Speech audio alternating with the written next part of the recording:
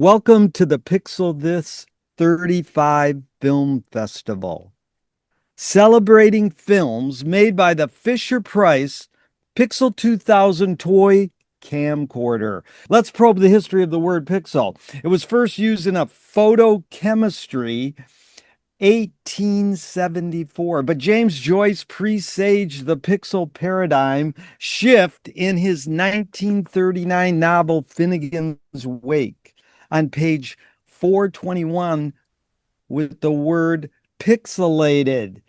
Like Bucky Fuller says, I seem to be a verb. Etymologically, this is Etymology Online, they propose the first use of the word pixel was 1965 at JPL. Oops. And first audio cassettes came out in 1963. Now, this unique element to this failed toy kid camera is that it records on an audio cassette. Can you believe that? An audio cassette in a video camera. Look at that. Toy plastic.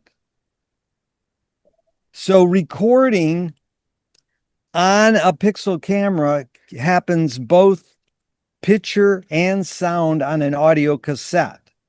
Although we've updated it to today's future world of cell phones. Now, James Wickstead, who we've interviewed twice, can insert a picture of James there. He invented this little sucker in the late 80s. And the PXL THIS Film Festival started in 1990. So tune in for our 35th year right here, right now. We encourage you all to get creative with the pixel phenomenon. Lo-fi hijinks. Roll 'em, Ferndoc.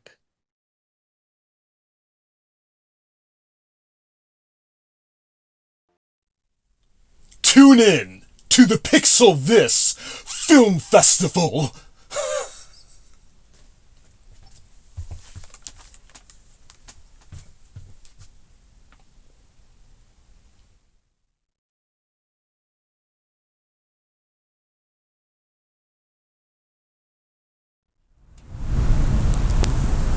Hi, everybody.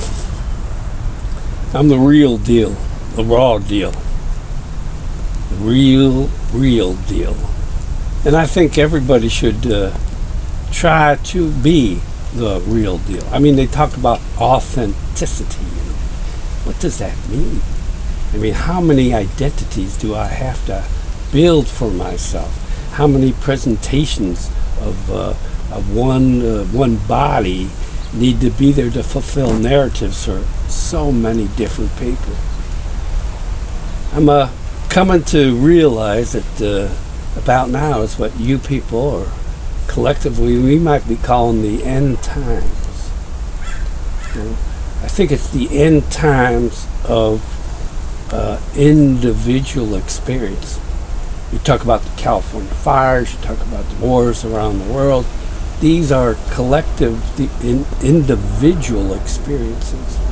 But we're heading for the collective, single consciousness. Marshall McLuhan talks about satellite making us all like one body. I forget what they call it. But that's the Android meme, right? And here it is now that we have these things called artificial intelligence. But really, what is anybody's intelligence but artificial?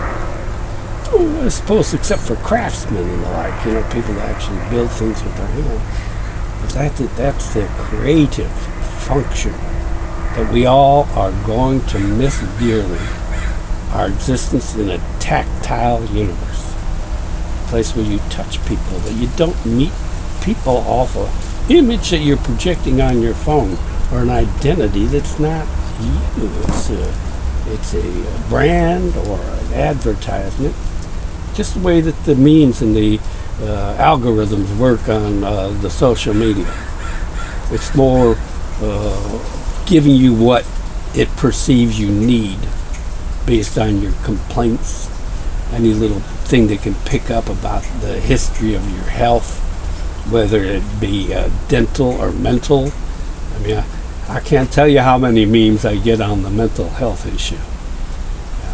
That's just swallowing things in my algorithm, because I just tend to chat rather than to send messages or project myself out into that.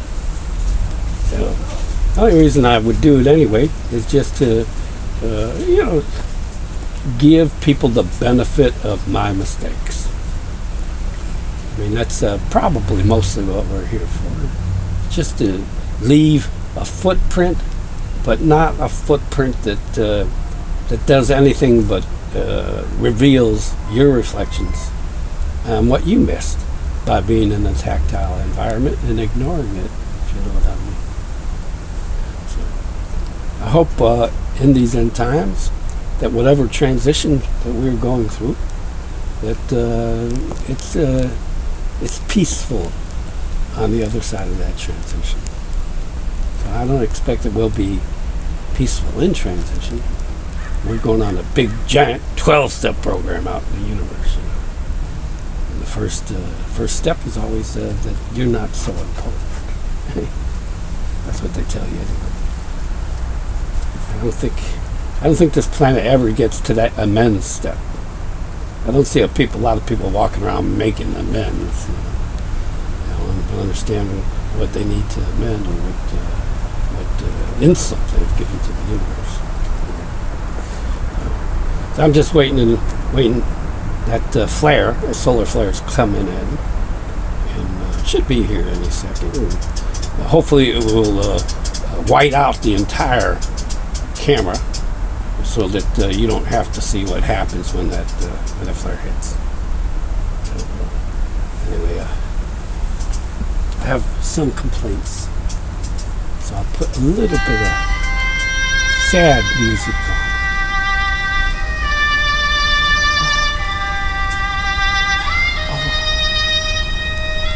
Sad music is so beautiful, isn't it?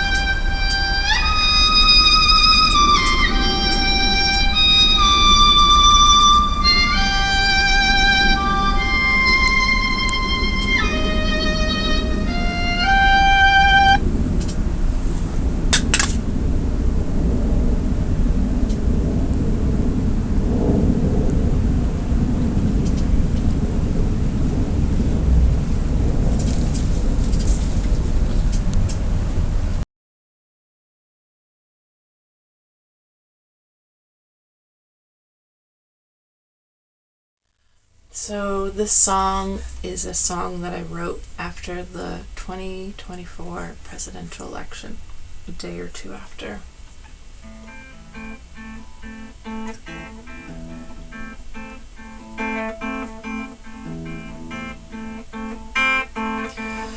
Hold each other close, the other longing for another, while we sleep inside her.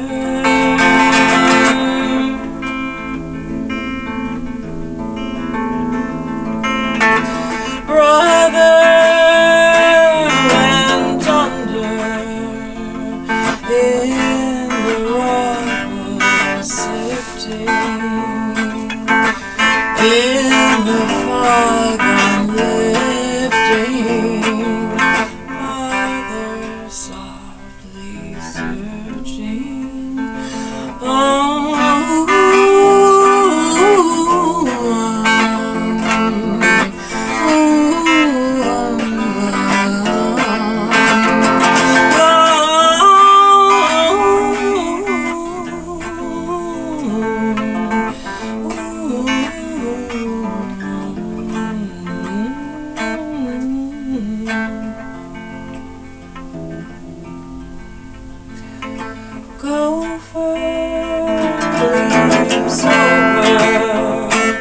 Dark abandoned rubble, eagles haunt and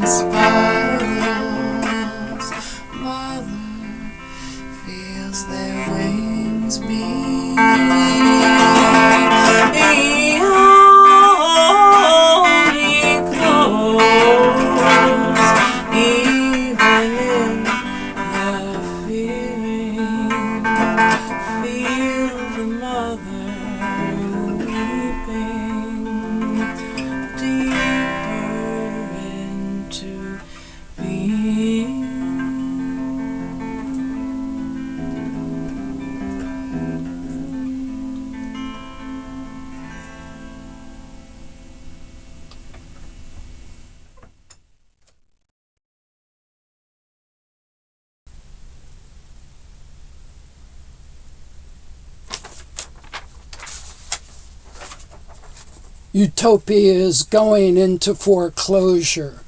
Utopia wears a bulletproof vest at all hours. Utopia has a hair trigger rage, shoot first and ask questions later. Utopia is out of shape, can't touch its toes or do sit-ups. Utopia has hidden agendas no TSA agent can detect. Utopia got caught pouring sugar into empathy's gas tank.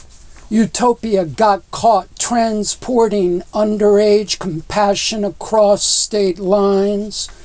Utopia has transformed its Zen garden into an Olive Garden. When Utopia looks in the mirror, all it sees is dystopia. Utopia refuses to offer room service in the heart's wounded hotel. Utopia has a functional Ponzi scheme for every dysfunctional season. Utopia has bones made of Muzak. It does the purgatory soft shoe. Utopia has served jail time with all of Florida's banned books. Utopia commits self-immolation, believing it's the only way to achieve enlightenment. Utopia has hopped the last train of thought out of town, leaving all the rest of us to pay its bills and back taxes. Utopia has forgotten how to cast the movie of a perfect life, but is more than willing to cast the first stone. Utopia has written its last will and testament in disappearing ink. Utopia says there's something in the water, something in the air, something in the way we're living that's making us lose our minds. Utopia suffers from paranoia, despair, and disillusionment. Utopia ain't what it used to be.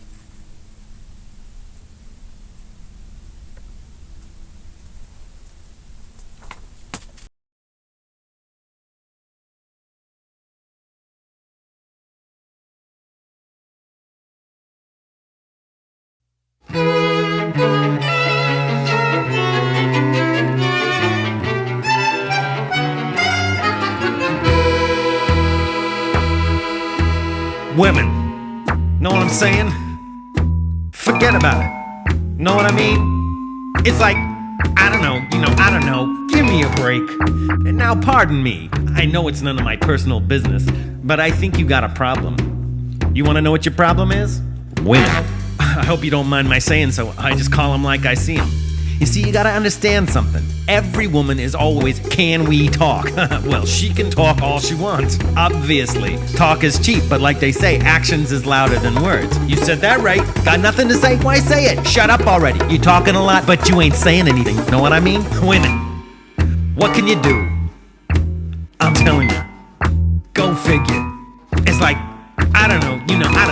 Tell me about it. And what's with women? They're always complaining about us, like we're all the same.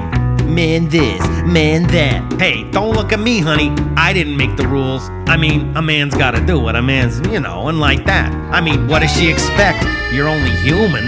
Now, don't get me wrong. I love women. I mean, I'm not like, hey, okay? I mean, no way. Watch it. But you can take it too far.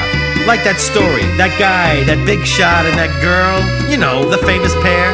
At first they're all like, please, look at him now. She's giving him grief. He's like, whatever, she's out of here. Guess who pays? Hello? What's up with that? Women. Yeah, right? Believe me. What can I say? It's like, I don't know, whatever. Now, I know what you're thinking. Who is this guy? What does he know from women? I know. Believe me, I know. But you don't have to take my advice. Don't listen to me. Hey, before you go, I was wondering, do you know any place around here that's a good place to meet girls? For some reason, I keep striking out. Can you believe it? Women. You know what I'm saying.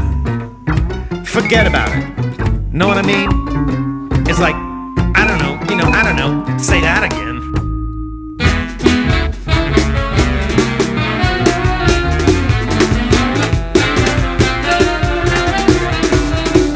Give me a break.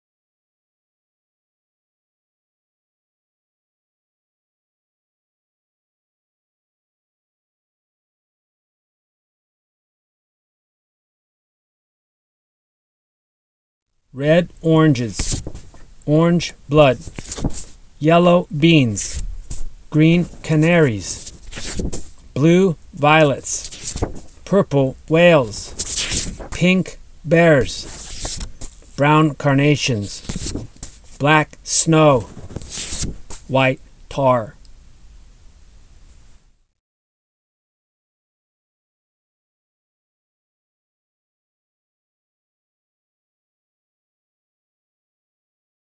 It helps me with my vocabulary. It helps me with my thinking power, like exercising a mind. Well, hello everybody. I just have a good show for you, and I want you to stand by and just enjoy yourself.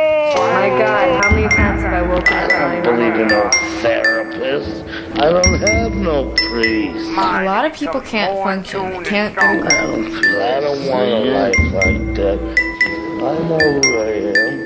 I don't want it. I'm awake. I look around me and I can't believe that I've woken My up. right leg is Christmas.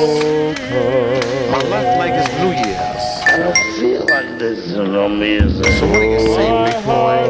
Let's see what we come up with between the holidays. Every time they try, they mess up. They don't want to try to start anymore. Okay. And they don't want to try anymore. It hurts too much. They can't I start. saw 3 ships a-sailing. They were all headed my way. Well, there's not a Once you're dead, it's over. This This beautiful scene, this beautiful lady, now fuck it up. It is the beginning of life, now make everything hellish, fuck it up. Become an alcoholic and drug addict, fall in love with people. Okay. He don't give a shit about you and everything else, he'll fuck it up. I don't like. I'm really excited. Now, how do you feel now that you know that doesn't like you? It makes me feel alright. Moving down the road on a twisted. But once you're there, the pain is over. Hi, I'm Angela Davis, and I just want you to all know that everybody in the universe is equal, and that the workers of the world should unite. Psych! Psych! I mean, I'm really sorry for that. Well, I'll be hollering out and don't do anything that I wouldn't do. She even poured the bubble bath in for me. And she said, one of these days, you're gonna have to learn to take care of yourself. And that's what she said, and she closed the door. The door. The door. The door. The door. The door. The door. The door. The door.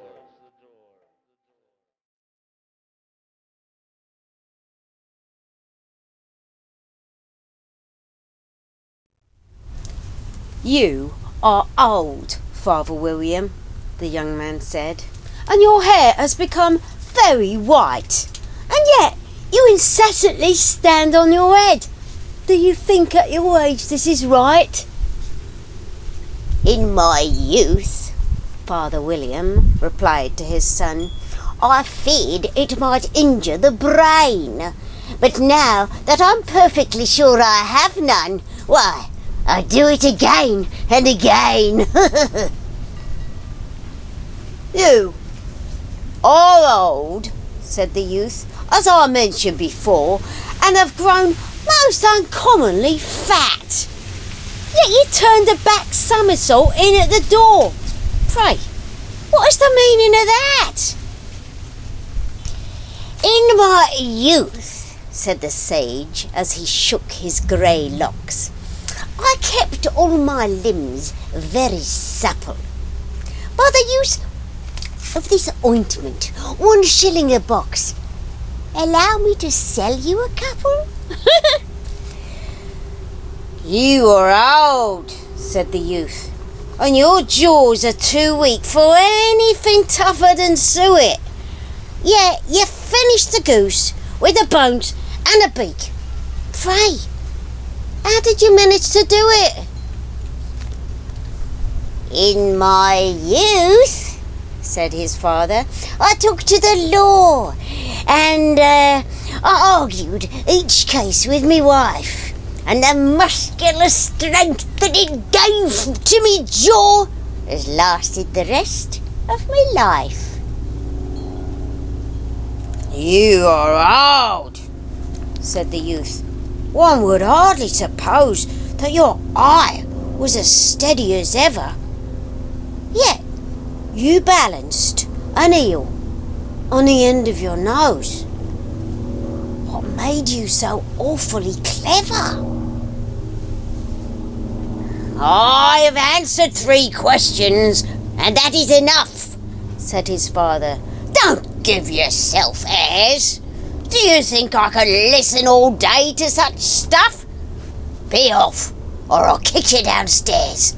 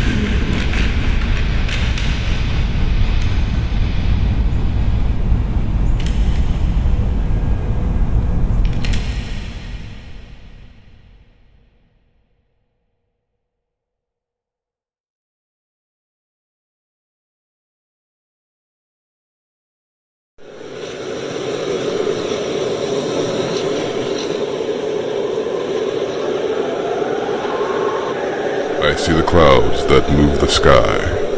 My only means of knowing that I am alive. But death is and will be my salvation from this parody.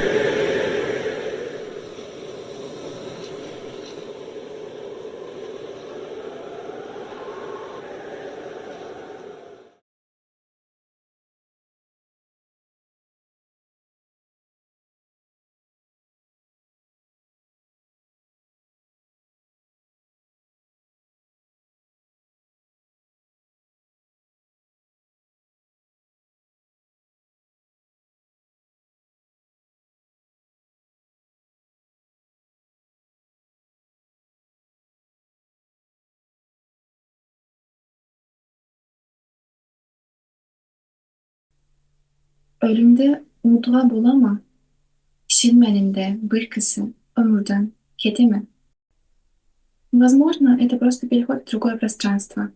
Наверное, мы телепортируемся в параллельную вселенную. Bugün cesaret ne anlama geliyor? Aynı düşüncelere sahibiz. Ya da değiliz. Durum gerçekten böyle mi? Çünkü biz sadece baştan başa bir nesir değiliz. Aynı zamanda her şeyin parçacıklarız. Ve başkalarının dünyalarına göz atmak eğlenceli olabilir. And I just took a wild guess. And you showed me that everything is possible. So can you really blame me for assuming the unassumable? I guess now we're talking nonsense, but in the best way possible. I heard somewhere that in the light we read the inventions of others, but only in the dark we invent our own stories. To speak or to die.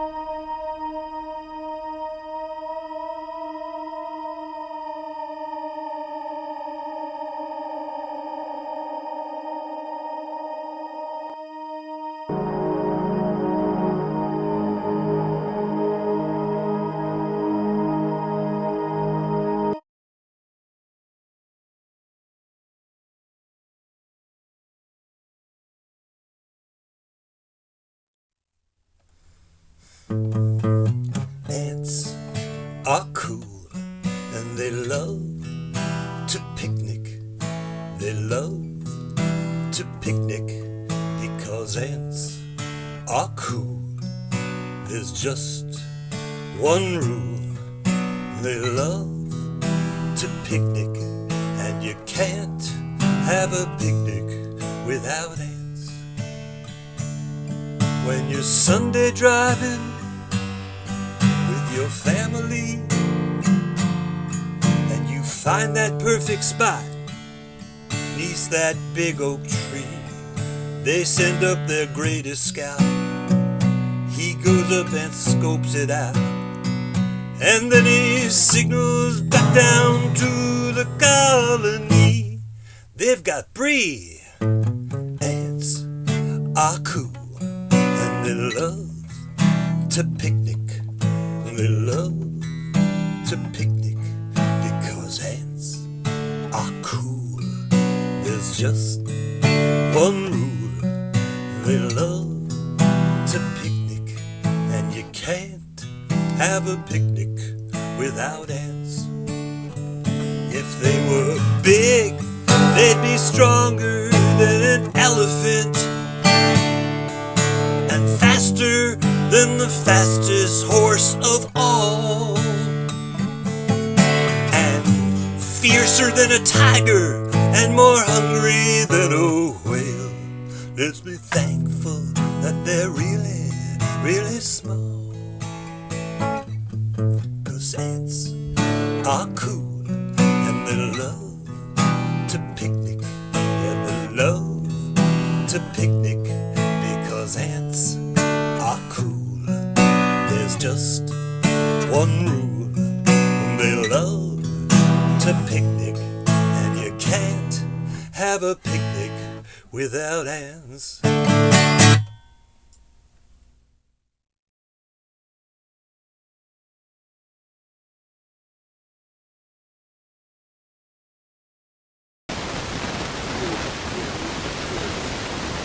Standards, absolute listening. A lot of action scenes, exposing is going off and bullets and stuff. It's very hard to focus. I did not want there to be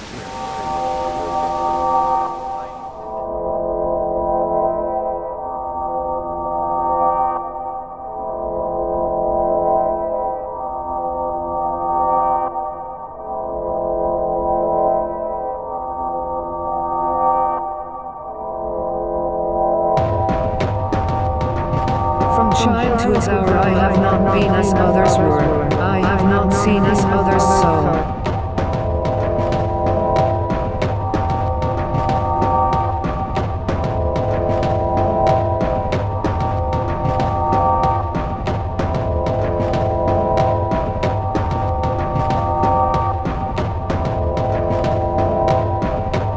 I could not bring my passions from a common spring.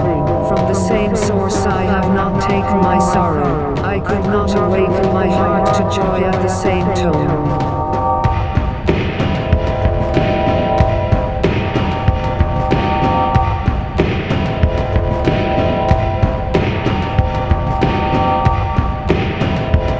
And all I loved alone. Then, in my childhood, in the dawn of a most stormy life, was drawn from every depth of good and ill the mystery which binds me still. From the torrent. From the torrent.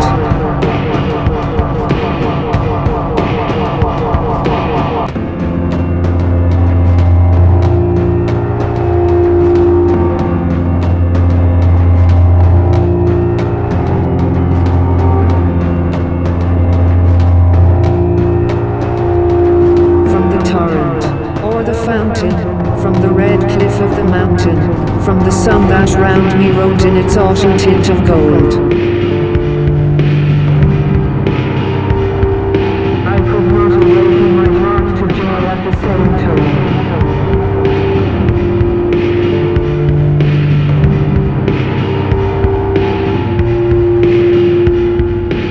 From the lightning in the sky as it passed me flying by, from the thunder and the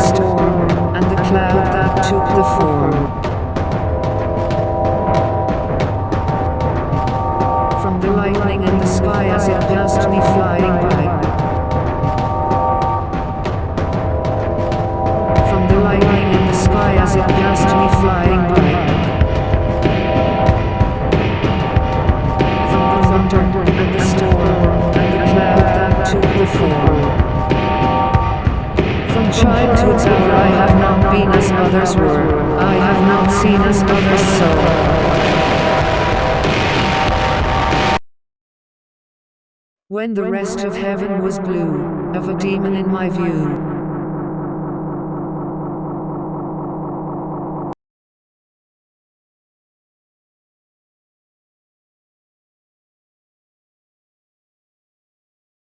Welcome to Can You Stump Dr. Bradley Bobs?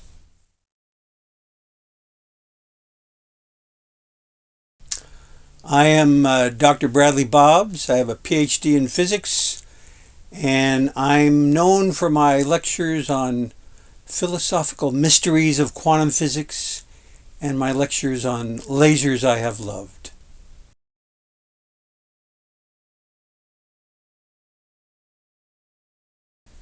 Well, a wave is the basic disturbance that can propagate. If something can't propagate, doesn't go anywhere, then who cares about it, right? We're not going to experience it. It's not going to get to us. But since light is a wave, it can come to us. We can see it. Sound is a wave. It can come to us. We can hear it, etc. So waves are more interesting because of that.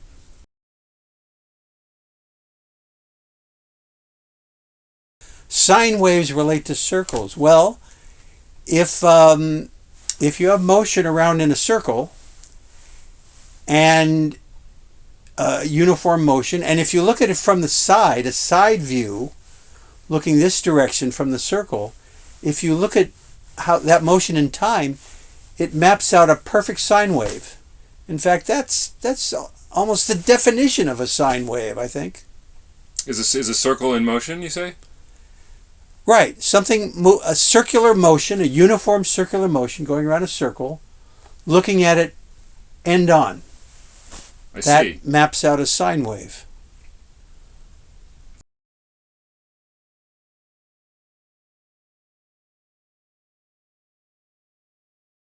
None whatsoever. None whatsoever. Now, to get to the interesting stuff, we have to get beyond mathematics. That was just a mathematical description. We have to get into reality and what is really happening. And we have found that what is really happening is far stranger. You know, about a century ago or so, about around 1900, physicists were starting to realize that what is happening in the world is far stranger than we were aware of. And pretty soon they were seeing that it made no sense, and they've been in philosophical discussions about it ever since, and the discussions are still going on. Here it is, 120 years later, and the philosophical controversies about that continue.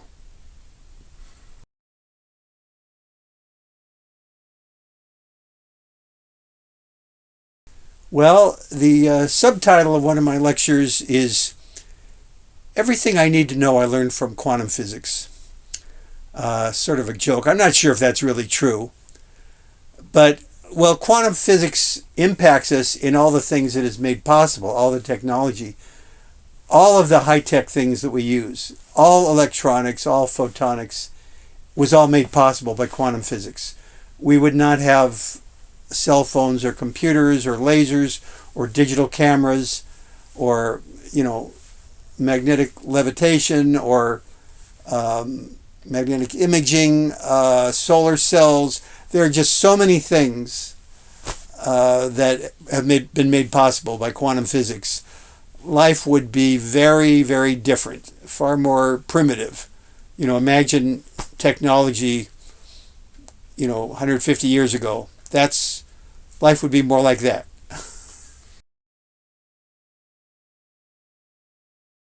Yes. Wow. If not for quantum physics, pixel vision would not exist. That's for sure.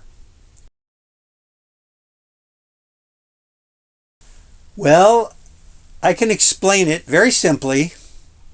No, I can't.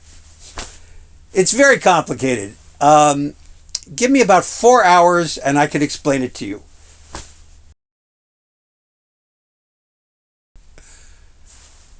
That's a very good question. I wouldn't want to ruin it with an answer.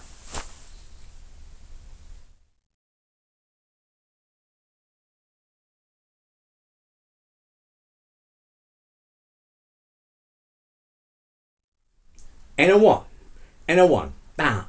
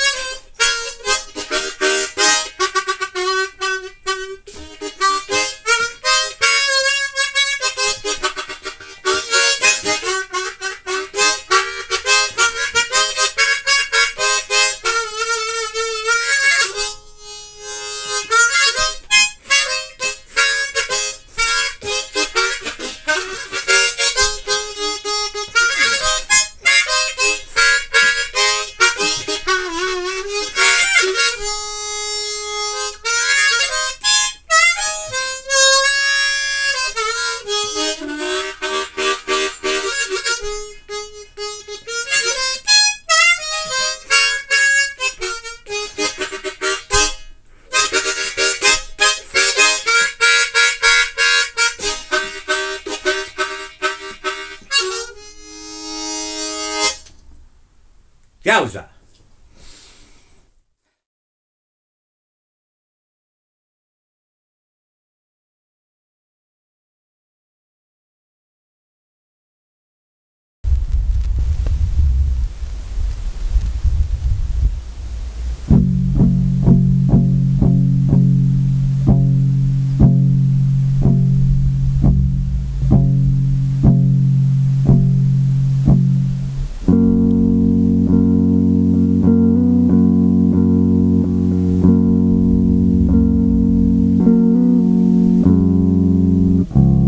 Buddy, it's me. Hey, give me a call when you have a chance. So, yeah. All right, man. Later.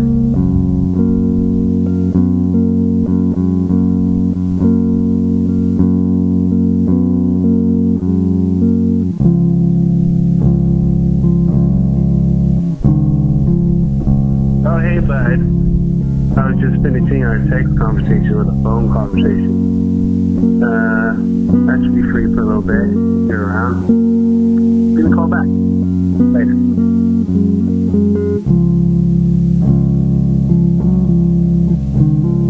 Hey, buddy. Oh, hey, bud.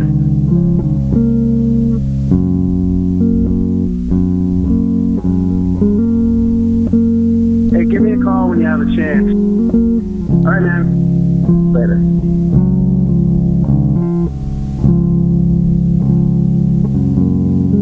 That should be free for a little bit.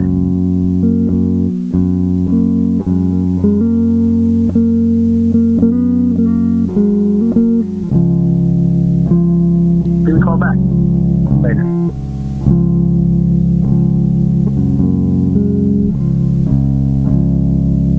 Hey, pal. Haven't heard from you in a hot minute, so I was just calling to see how you're doing. That's it, really. All right, man. Later.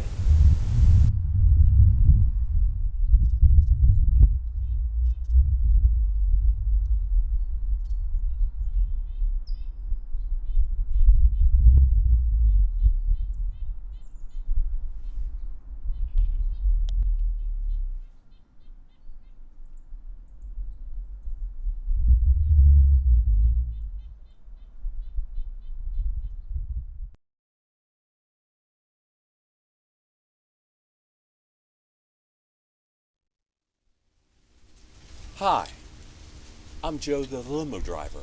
Oh, he's retired. I'm Joey Icon. Oh, he's retired. I'm the lounge lizard king. Here's a little piece I call no sense nonsense.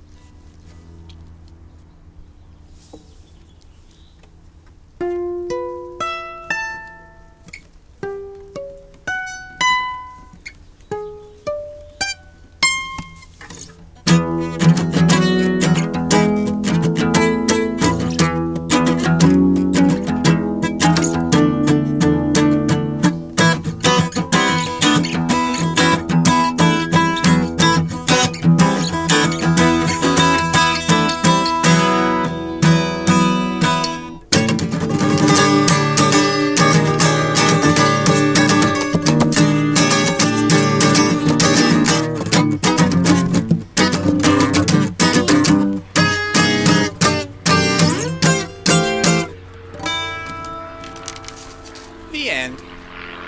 Thank you. Good night.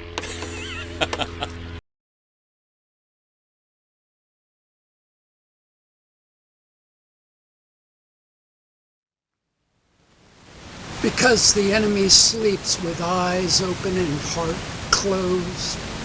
Because our head and hands don't always get along. Because the belly of the beast sometimes resembles the interior of our past apartments. Because there's a memory tied around our finger that won't allow us to forget the broken parts of our past. Because it's hard for arms to embrace shadows. Because shadows sometimes wear our bodies better than we do. Because wounds come in all shapes, sizes, and kisses. Because fire is at the heart of our yeses. And yeses don't always survive the rain. Because sometimes the only language we can skywrite in is falling. Because falls don't always follow summer. Because there aren't enough desert winds to sweep away sorrow's footsteps.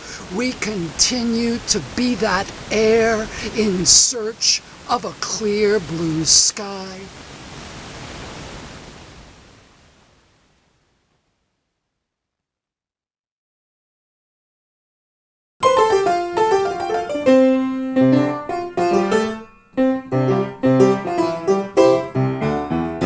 This is an Edison gold molded 4-minute cylinder from I guess it's about 1913 or so is this record, and this is already a big advance on the original phonograph that Edison invented in 1877.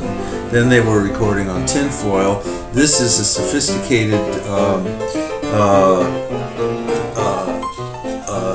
advance on that, and they finally discovered by 1902, I think it was, a way to mold cylinders. They couldn't do that because this is, as you can see, is a very complex shape to deal with. You can't, this is it was how to engineer these cylinders without having to record each one individually. So this actually represents a big advance in recording technology of the time, 1912. And if you look on YouTube, you can see there's a couple of guys who have built beautiful electrically reproduction of cylinders. They have these cylinder machines that reproduce them, perfectly electrically, and you wouldn't believe the sound that comes off of these. It's really, really remarkable, and it just leads me to state that actually very little has been improved in terms of recording fidelity since these days. The biggest improvement was electrical recording, which we still have. This one is about 1912, I think. Wow. This cylinder. They kept making them right up to 1929.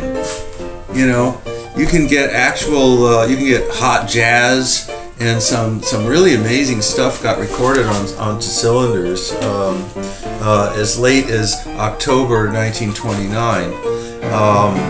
Those are when the last ones were made. That's when Edison actually exited the whole phonograph and record business. It was in 1929. Anyhow, so this is a cylinder. You know, the main disadvantage of cylinders, of course, is that they take up so much goddamn space. This is air in here, you know, and you know, you can't, you know, so to be a cylinder collector, you should have a lot of space.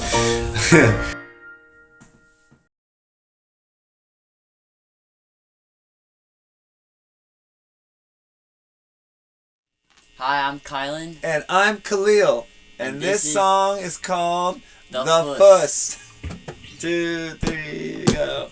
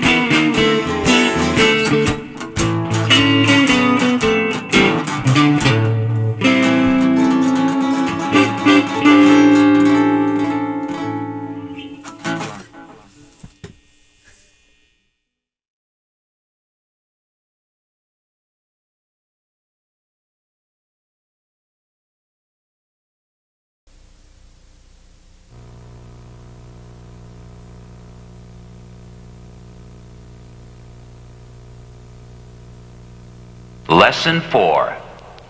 Your age and family. Where is your father? Where? He is in the factory. Where is your mother? She is at home. Where is your daughter? Where? She is in school. Where is your grandfather? I have no grandfather. He is dead.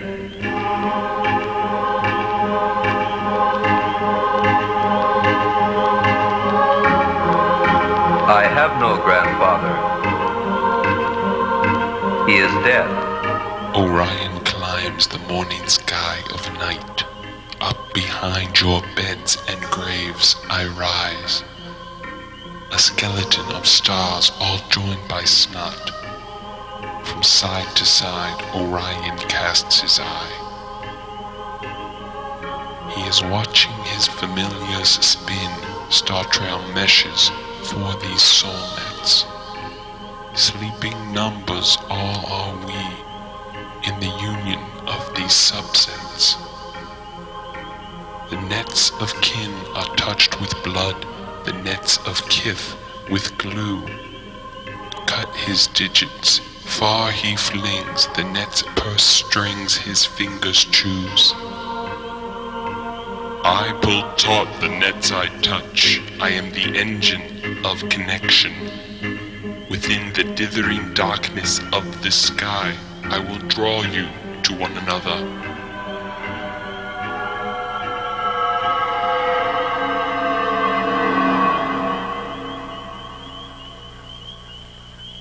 I always remember that he had a $100 bill. Yeah, Why did he have that? Or what do you know about that? Or I think probably he had it and liked to show it because money was very important to him. I think growing up he didn't have a lot of money, and it meant a lot to him. So he just liked to keep it, and he liked to show it, especially to you kids, I think, to impress you. I mean, we always thought he was a millionaire. Well, a lot of other people did too, Michael, but it turned out to be otherwise when he died. I would always ask Pop, what's behind those trees? No, I don't remember that.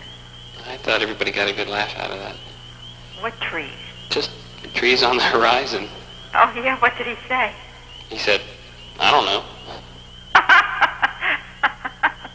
Well, I don't remember you asking him that. 100 is as good as a million to a little kid. I always remember that he had a $100 bill. My grandfather would always laugh when my brother would ask why they made it 10 after 4 on the independent hall clock. No amount of legal tender could stop the clock of cancer that malignantly ticked throughout their bodies. When I was 6, my grandfather took me to see 2001, A Space Odyssey. He was babysitting, and I guess he thought that might be a good way to keep an eye on me, where he didn't have to do or say anything. I was entranced by all the spaceships, but irritated by what I thought was a lack of story. But none of that mattered once I got to the end, with those alien landscapes and that one alien eye. Because of the movie, I was impressed with the notion that my grandfather knew a lot about the stars. I thought my grandfather would be able to explain the eye, but he had fallen asleep during that part of the movie. During this run, the science team will look at the reflex called nystagmus. Nystagmus is a class of eye movement that directs the fovea, which is the central area of the retina, towards an oncoming visual scene during the rotation. And it's that same reflex that resets the eye during a prolonged rotation. As the subject is asked to focus on an imaginary target in front of them, the eye will tend to track that target as the body senses that it's rotating. Go ahead, Roger. Yeah, Norm, we're seeing a little bit of flicker in the video, but the PI team said that that's not a problem as far as the data analysis goes. Just in case you were worried about that. And eye control a little bit. Well, it does concern me. Yeah, it does concern me a bit. We're going to have to repeat that since Roberta said she lost her train of thought. I told her it wasn't really a whole train, just more like maybe a little choo-choo. I found myself outside a lot at my grandparents', following the wheel of the stars, and wondering how soon we'd all be drinking Tang and eating freeze-dried peas. Lesson 18. Lunch. I like boiled eggs. I like fried eggs. But I don't like scrambled eggs. But I don't like omelets. I like meat. I like pork. Better than fish. Better than veal. I like a tongue sandwich. I like a tongue sandwich. better than a cheese sandwich. He likes roast beef. We are very fond, but she likes boiled beef. We are very fond of American cooking. My grandmother especially showed a lot of interest in it. She would always say, buying music is never a waste of money, no matter what it was. And, when you're a kid, you tend to not realize when, even if it's with a good heart, when you're being patronized, even just a little bit. So I would make my grandmother listen to Kiss albums all the time. I can remember on my parents' huge, giant, piece of furniture, stereo that took up half the living room, playing Black Diamond by Kiss for my grandmother with the instrumental intro, and saying, "Do you hear that meme? It starts like this, and then it kicks in, and it's about a prostitute, and it's really sad." I don't know whether she really liked them or not, but she always said, and I can remember being in junior high going, "Yeah, my grandmother likes Kiss." My grandfather spoke excellent English with a pronounced Irish brogue. He would sit in the basement and listen to Irish jigs and reels and English language records for French speakers. As I was growing up, I would often wonder why he listened to them. His accent did not improve, and he certainly didn't use the words spoken on the recordings. My uncle thinks it is because he had brought the records from Ireland. The America my grandfather heard on those 4 discs was one where everyone ate tongue sandwiches and had maids waiting on them hand and foot. He drank whiskey in the basement and listened to the records and the music and grew nostalgic for the Ireland he once knew and the vision of America he had had from the records in Ireland. One of our ancestors was racing another ancestor towards the shore of this island. And the first one that touched the island owned all the land, owned the island outright. The only thing I can think of is they were in these longboats, with the guys rowing and all that. And he saw that the other guy was beating him. So he took out his sword and he chopped off his hand.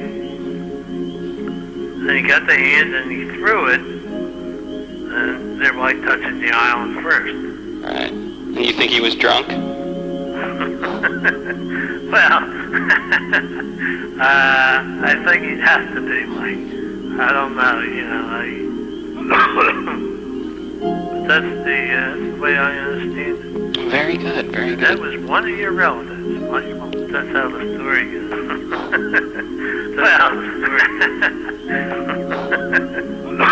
And the first one that touched the island, the only thing I can think of is they were in these longboats, the island, out with the guys rowing and all that. I understood it. That's how the story goes. One of our ancestors, that's how the story goes. I understood it. That's how the story goes. I thought, wow, this is so cool. This is just like Roots. And I wanted to run off to Ireland to research it. My sister thought it was really stupid. She thought this ancestor guy was just too greedy. And why couldn't he have cut off just a finger? A year ago, we got a call one time from my mom that, yeah, your grandpa cut his finger off. And he was just sawing. He was just out sawing wood somewhere, and he accidentally got one of his fingers. And now he has like a little stub. I forget which one it is, but he's got a little stub where his finger was, and it doesn't faze him at all. Shall I massage your face? It is a bad habit. Cocaine makes it painless. It is a bad habit. Is it painful to have a tooth pulled? It is a good habit to save money. Shall I massage your face? It is a bad habit. No, I don't like a face massage. It is a bad habit. Very pleasant. It is neither... At my grandma's house, she has all these cats that come around, and they feed the cats, and they call the cats, they just make up names for them, and basically they make up names that have to do with whatever the cats look like. So there's this yellow cat, and they call it Buttercup, and there's a black cat that's got white feet, and they call it Boots. And one time, we were driving along and we saw this cow that was all white and had a big black band around its waist or middle. And I decided that if that cow was on my grandmother's farm, they'd call it Belt. They'd call it Belt.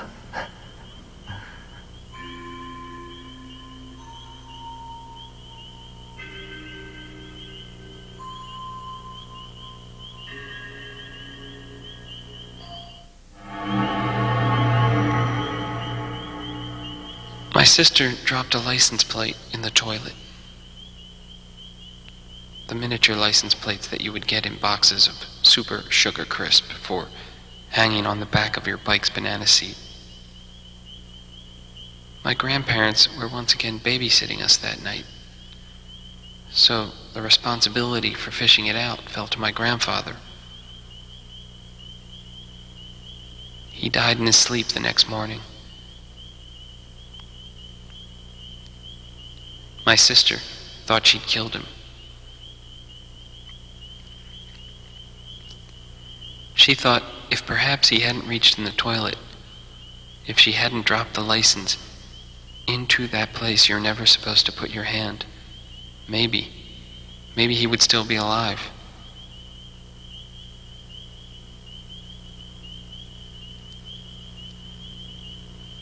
When my grandmother died less than 8 years later, I went outside to hear if the banshees still wailed.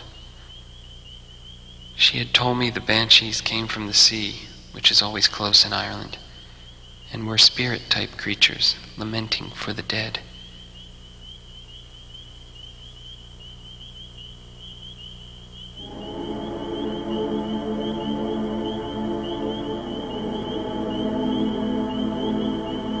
I thought they sounded like dolphins mourning for the drowned. I imagined them swimming around the corpse of a fisherman lost at sea, keening and wailing.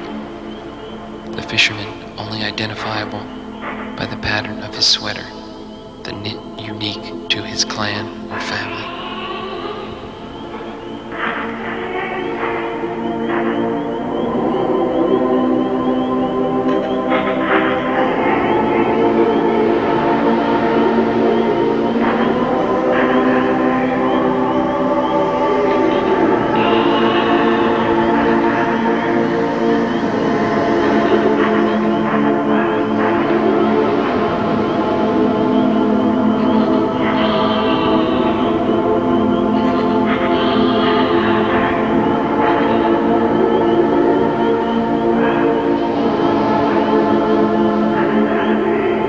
I saw no sign of them,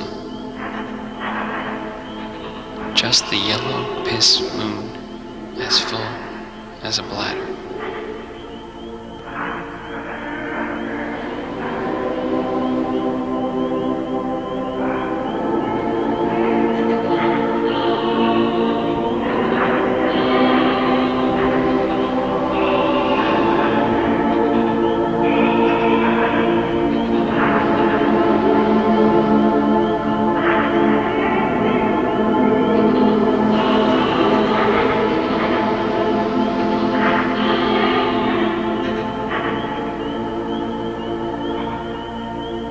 I recently moved in with my grandmother, and we've encountered some differences. The last week or so, I've noticed going into the shower, there's an egg timer in there, one of those hourglass things filled with sand that if you flip it over, the sand dissipates.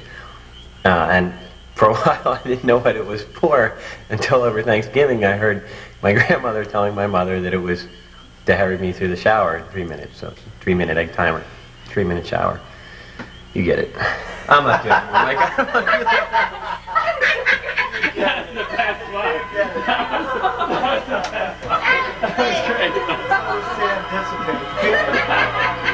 I had one of the golden books, the Golden Book of Stars. Pocket-size, easy reference books for kids. I would stare at the illustrations depicting the idyllic star-crossed stargazers, a meteor-streaked English cathedral meadow, an inviting snow-covered field, but mostly the appearance of Halley's Comet in 1910. As a kid, I could barely wait for the arrival of the comet, and 14 years didn't seem that far off compared to the 76-year cycle of the comet. I imagined it streaking the evening sky in one single night, its huge and magnificent tail a plume of power, making a sheltering, tangible canopy between us and the stars thrown up into the scallop shell of the sky, and propelling the comet on its journey like the rockets we had seen on TV. People sleepily wandering out of their homes to see it, dads carrying their kids, both still dressed in their pajamas, the biggest pajama party ever. There was a man holding a child in the illustration in the Golden Book of Stars, both of them watching Halley's Comet on May 13th, 1910. The man wore an old fedora, the child wore collarless pajamas. I liked to imagine that the child was my grandfather, and although he couldn't tell me anything about Halley's Comet when I would ask, I'd like to imagine he had seen it with his father and family, nonetheless.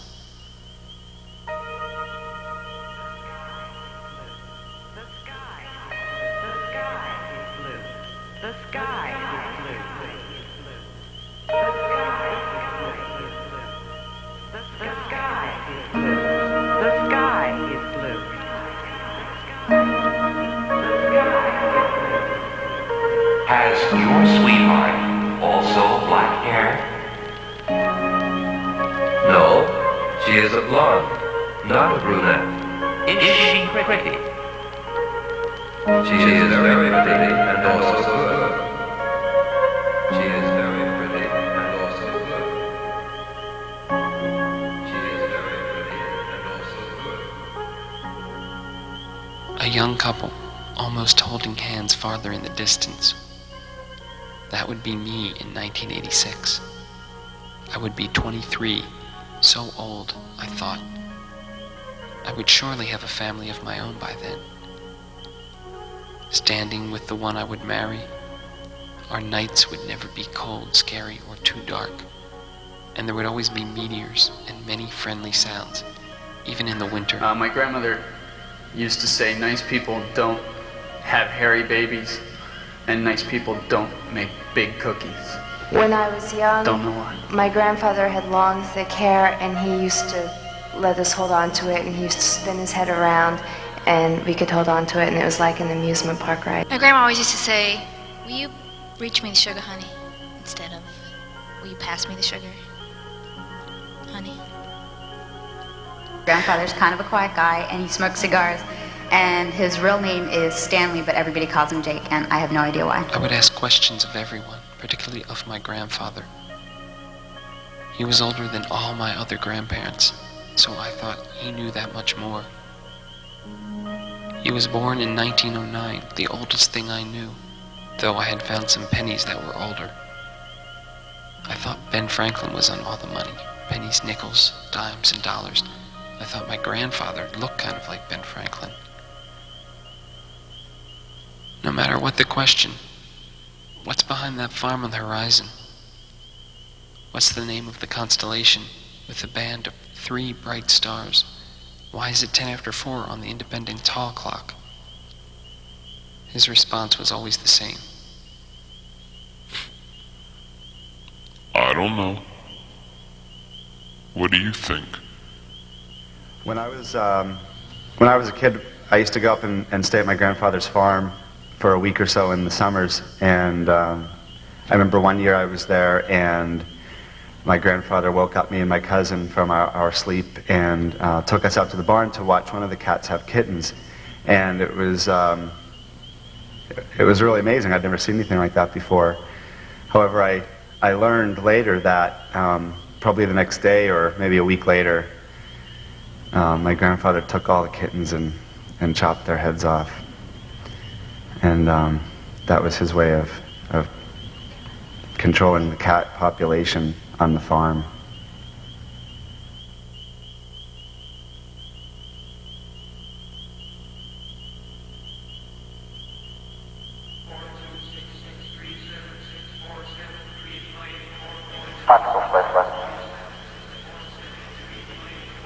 Go Space Lab.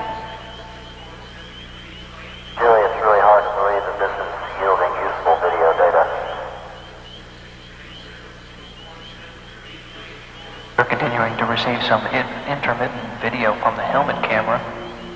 That's a part of the experiment equipment for the microgravity vestibular investigations.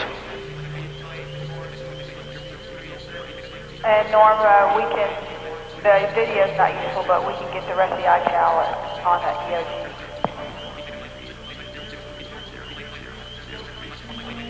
Okay.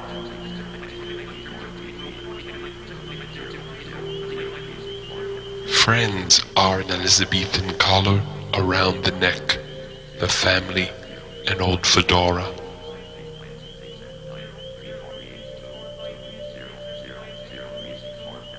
In a boat, Orion rides the paths of comets towards the sun.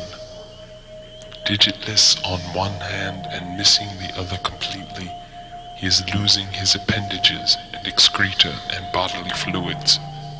And with these he anoints the born, dead, and yet to live, and by that random process ties souls to souls, like the connect the dot lines drawn between the stars within a constellation.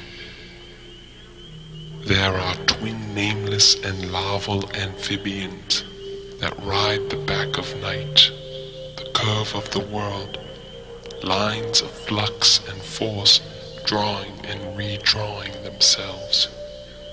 They tight walk on the vapor trails of jets, girdling the globe and crisscross paths, weaving the nets of friends and family, kith and kin. Unsuspecting and sleeping, we are all in a fleecy bed, supported by the strands spun by the vestigial glands of these familiars to Orion, and marked by his far-flung snot, blood, and glue.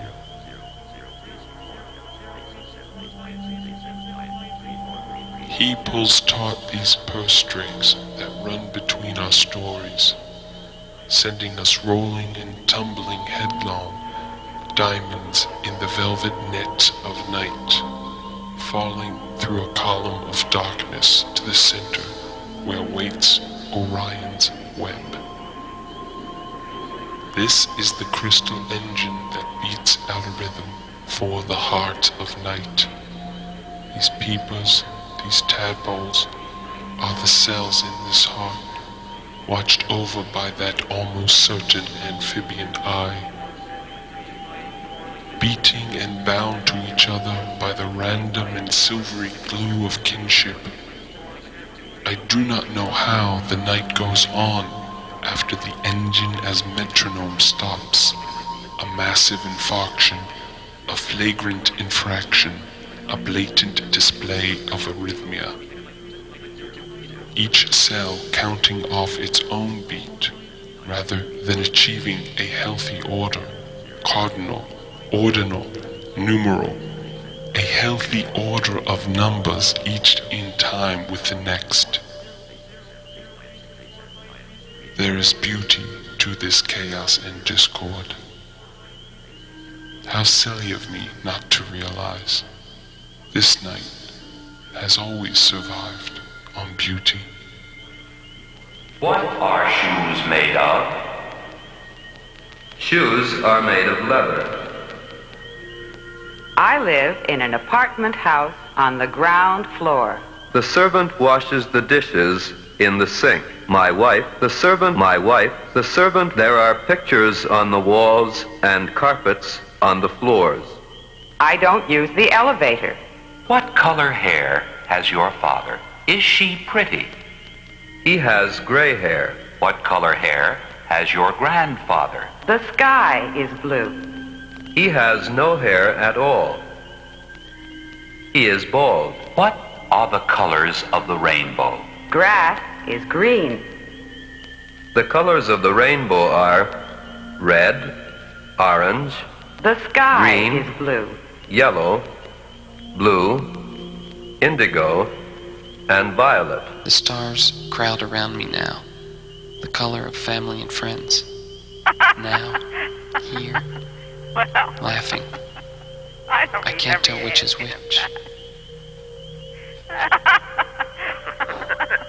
Well, Well. Oh my God, your father. Well. Oh my God, your father is Yeah, you try to cheer up. Oh my God, your father is Well. Oh my God, your Well. Oh my God, your father is Well. Oh my God, your father is Well. Oh my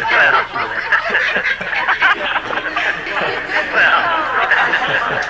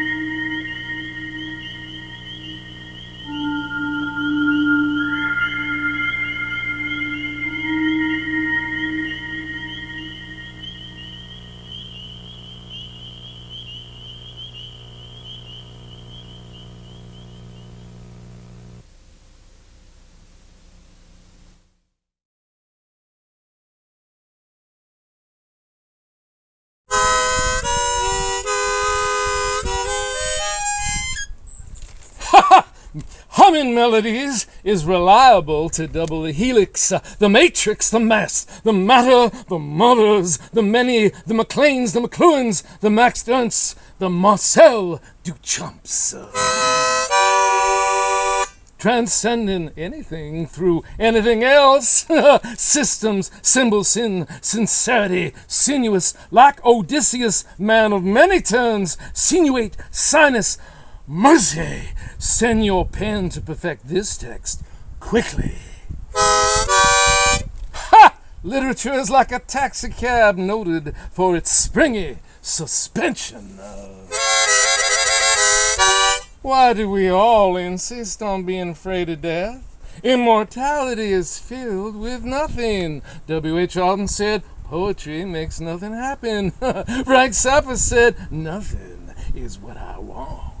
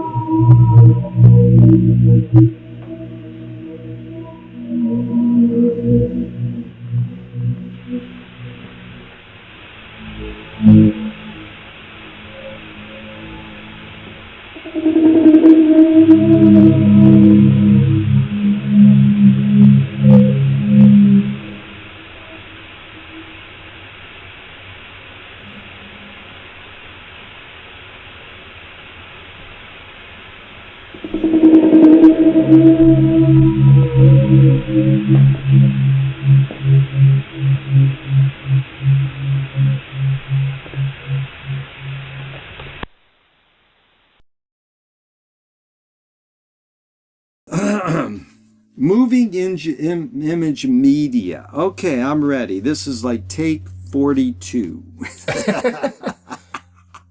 Hello, I'm Jerry. Take 43. Greetings. I'm Geritol Fialkaselser, professor of lo-fi hijinks here at the University of Cinematrix. Since 1987, the Pixel 2000 toy video camera has hoiked up moving image technology as electronic folk art. Oh dear, I'll check the instruction booklet for the Pixel camera. Why are you doing that? I'm looking for loopholes, Sam. Now I can't see you folks out there, but this short history of movie media is forever growing. Rooted in audio recording, the cylinder, insert a close-up here, was maybe one of the first in capturing sound. It progressed with photography, painting with light. Protocol provokes procedure in promoting perfect progress with P-words, P-U, P-Funk, P-X-L.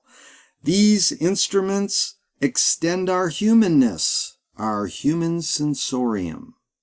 Movies extend our eyes, our memories, our dreams. We travel on magic carpet rides to new lands. As Marshall McLuhan said, movies extend our feet. Now let's get into it. Original 35mm celluloid film coming out of these clunky cans. Bigness. 1895. Then 16 millimeter made it shorter, smaller, 1932. Then even smaller film, Super 8 millimeter, 1965. Now let's switch to magnetic tape. We went from 1 inch to 3/4 inch video cassettes in 1971. Now the VHS, which has been popular in the Pixelvision world, 1/2 inch videotape, came out in 1976. Then Fisher-Price released James Wickstead's invention, the Pixel 2000, in 1987, employing an old medium, the audio cassette, which came out in 1966, as the clunk of the 35 millimeter can accentuates the invention itself. The audio cassette as a medium, combining this old technology with the ability to capture picture and sound on 1/2 inch, how big is an audio cassette? Inch. Huh? 1/8 inch thick. 1/8 inch audio, 1/8 inch tape captured both picture and sound. Now in 2025, we've combined the Pixel camera with the cell phone. Moving image media, advancing into the future. In one era and out the other. The future ain't what it used to be. Pixelvision, right here in moving image media, CISE.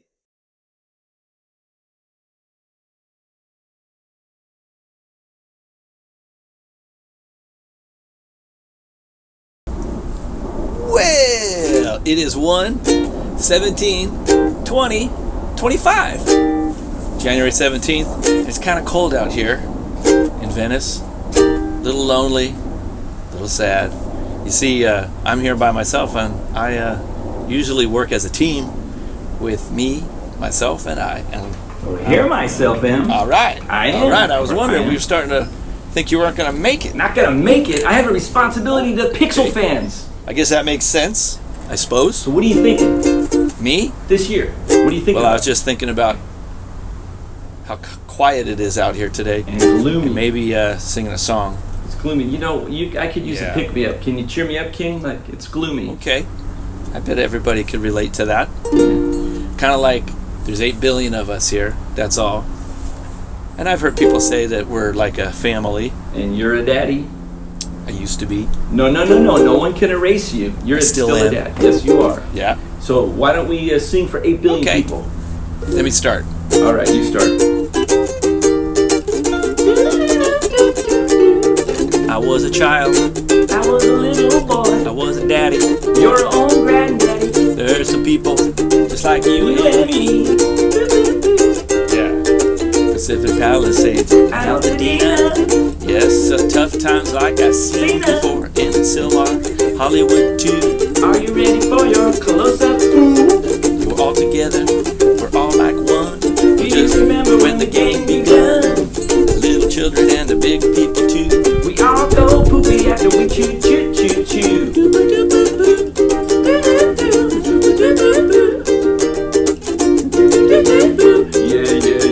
Yeah. All right.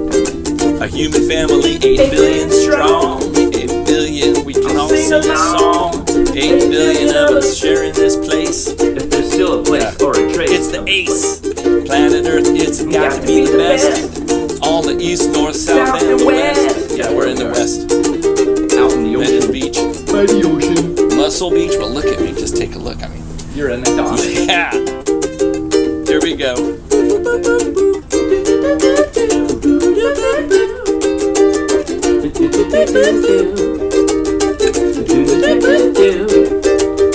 When there was one thing, grows another.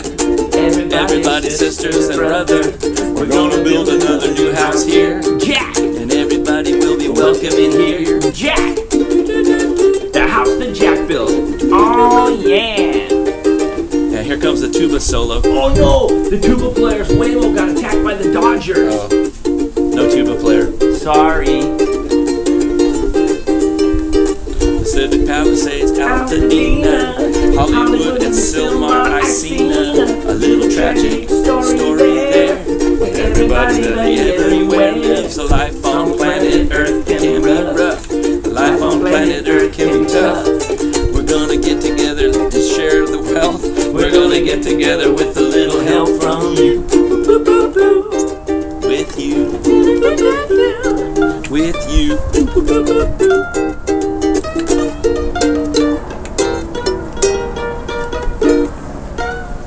Alright. Take one. The end done. One and done. I was improvising.